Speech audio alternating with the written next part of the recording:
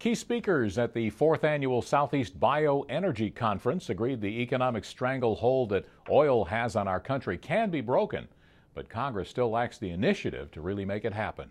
The Monitor's Rick Treptow was at the meeting and has more in this report.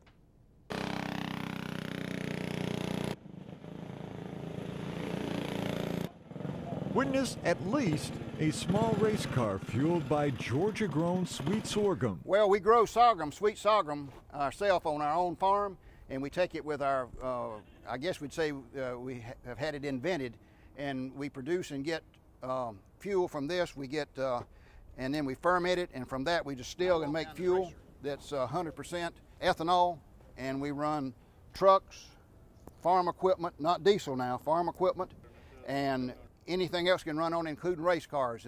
That was just one example of the equipment that can use alternative fuels at this year's Bioenergy Conference at the University of Georgia's Tifton Conference Center.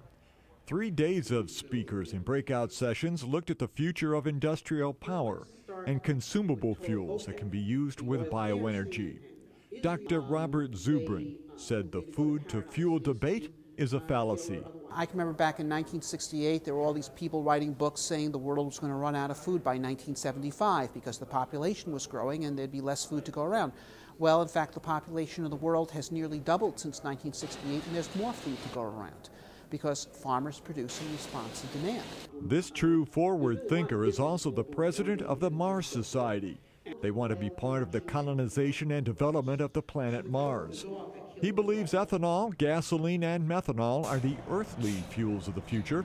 He called on Congress to end the oil crisis by simply mandating nothing but flex fuel vehicles be sold. If we did this, flex fuel would be the international standard because the foreign car makers would switch their lines over to conform to this requirement. And cars being sold all over the world would be capable of running on these fuels. And I have to say that methanol is very important to include in this because we can make methanol easily out of crop residues and forestry residues, any kind of biomass without exception. And in fact, this will make food cheaper. The southeastern United States can be to bioenergy what Saudi Arabia is to oil. Georgia U.S. Senator Johnny Isakson pointed to the state's successes making biodiesel from peanuts. And even chicken fat from the large broiler industry can be made into fuel. Georgia Power is switching 2 coal-fired plants in Georgia to wood-fired plants in Georgia. Camilla has the corn-based ethanol plant, which has just opened here, I guess, about a year ago and is in operation now. Suniva, which is in Alpharetta, Georgia, is one of the largest producers of solar panels in the United States of America. They're all right here in Georgia. Georgia Governor PURDUE spoke at a luncheon. He said the sun is still shining on the region's and Georgia's ability to grow biomass. And what we're finding on biomass is that the production facilities need to be close to the growing area, so that's why Georgia has a unique advantage. We've got a lot of sunlight days, a lot of heat units here, and water and sunlight grow biomass, a lot of photosynthesis, and that's why companies will be here. He said the intellectual and research capacity for new energy sources is located in Georgia. It needs to be American, it needs to be homegrown, it needs to be abundant.